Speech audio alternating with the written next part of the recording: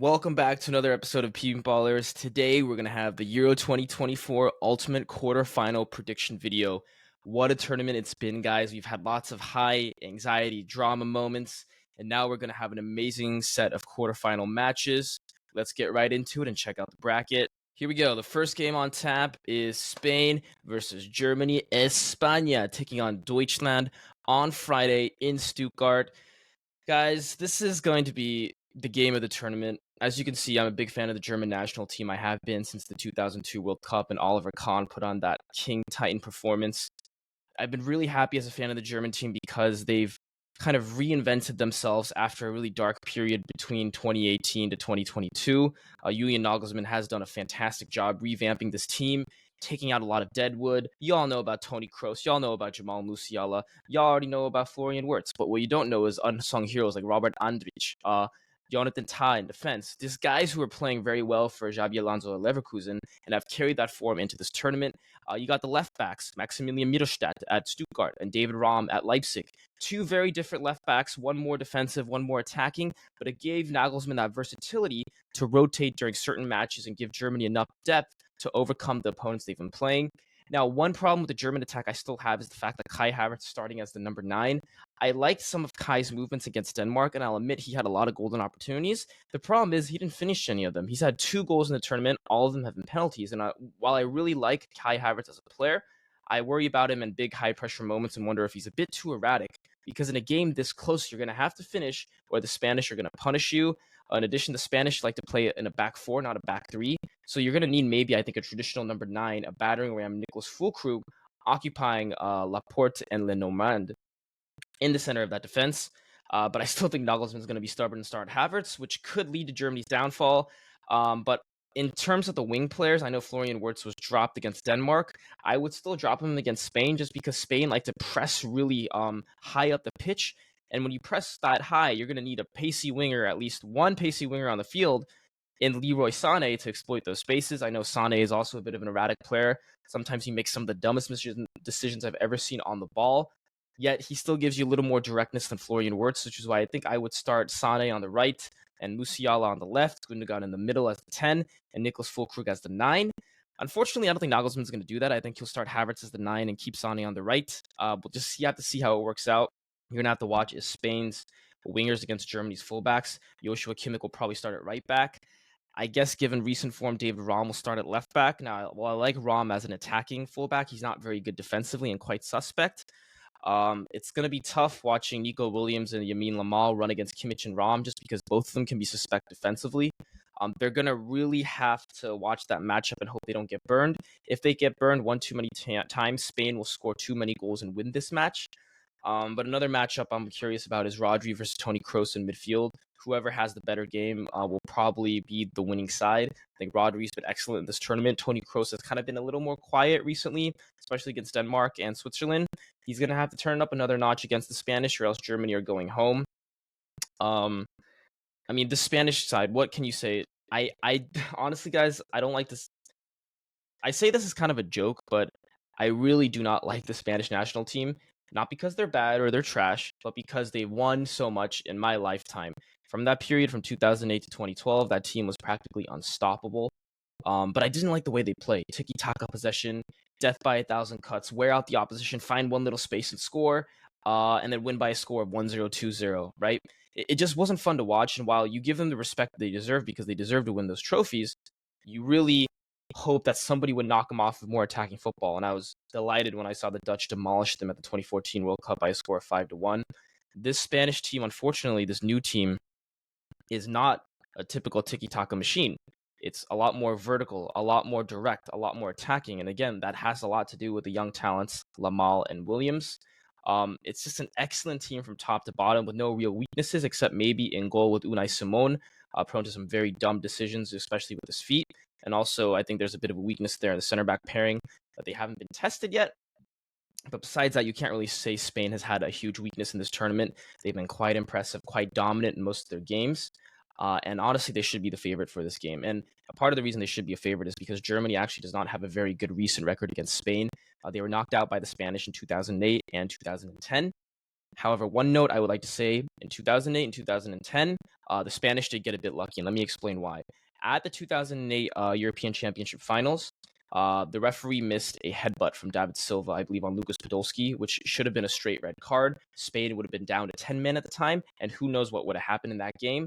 In 2010, the referee missed a blatant penalty on Mesut Ozil by a foul from Sergio Ramos. That was, I believe, early in the first half. Who knows what would have happened in that game if Germany had gotten a penalty and scored first? Because Spain is not a team that's built to come from behind. They're always a team that's built to keep the ball, score first, and then bunker down and be solid defensively. So I think Germany were screwed over a bit in those two matchups. And in general, when Germany have gone deep in tournaments recently, they've been knocked out because of some poor refereeing decisions, in my opinion.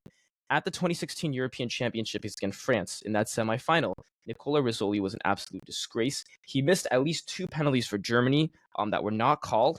And while I think France did well in that game, I think if you look at the overall balance of play and the way the teams played in that tournament, Germany was the best team at Euro 2016, and they should have won that trophy. Again, I could be biased, but I watched those games all from start to finish, and the referee did miss at least two clear penalties for the Germans against the French.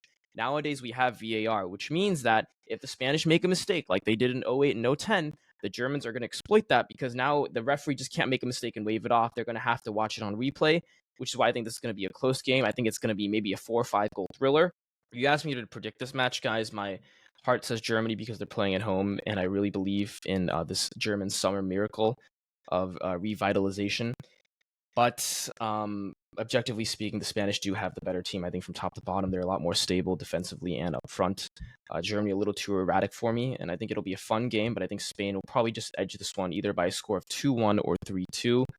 But I mean, I could be totally wrong. It's a toss-up, but I think this will definitely be one of the best games of the tournament, and it's a shame that they're meeting so early in the quarterfinals.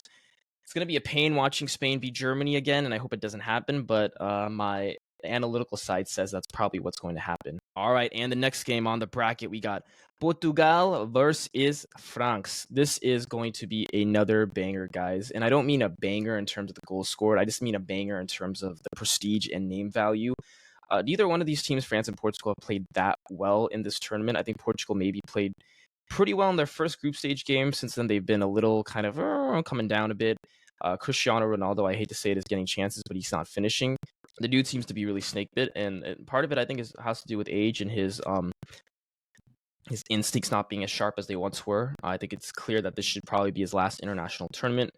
France, what can you say about them? Typical park of the bus, boring football. Didier Deschamps is just as bad as Gareth Southgate. The only saving grace that Didier Deschamps has is that he's won a World Cup in 2018. I really do not like this French team and the way they play. It's an affront to the game, especially considering the talent that they have. But at the end of the day, they still get results, so I can't say too much, but it's not fun to watch.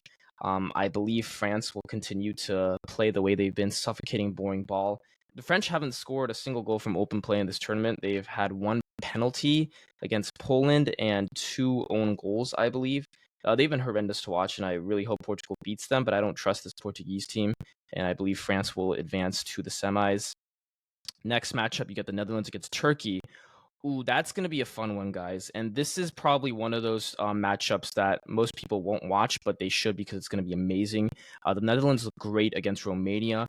They looked a lot shakier in the group stages, but they seem to figure it out against the Romanians. Cody Gakpo looks like he's on fire, playing out on the left-hand side of the pitch. Turkey, a thrilling 2-1 win over Austria. Really surprising because I think most people had the Austrians going through. Turkey likes to take a lot of risks going forward, but so do the Dutch, and I think this is going to be one of the higher scoring games in the tournament.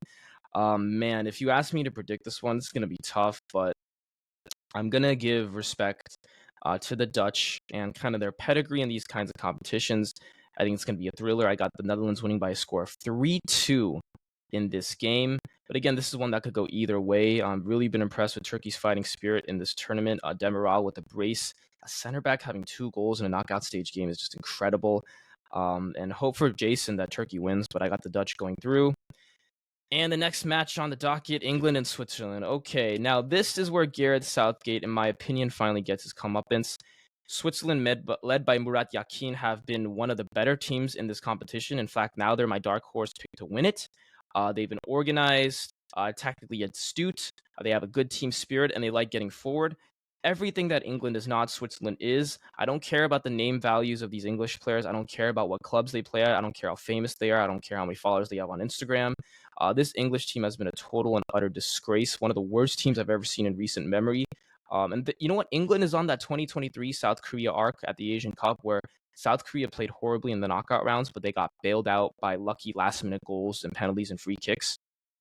England will finally get what they deserve. I think in this matchup, Murat Yakin is a 10 times better manager than Gareth Southgate. Southgate was a disgrace against Slovakia, not making subs, sitting on his ass, twiddling his thumbs, and then clapping as if he was doing something good. He's a horrible manager. I really don't like him, and I really don't like him even more because he has a lack of self-awareness that's infuriating to watch. Him fumbling this golden generation of English players is a total disgrace. I kind of feel bad for the English fans, but I almost don't because a lot of them are also pretty arrogant. And this is when England get finally humiliated in what they deserve, in my opinion. I got the Swiss advancing to the semifinals. All right, guys. So those were my quarterfinal predictions. Do you agree, disagree? Drop a like, hit subscribe. I'll see you in the next video. Thanks for watching.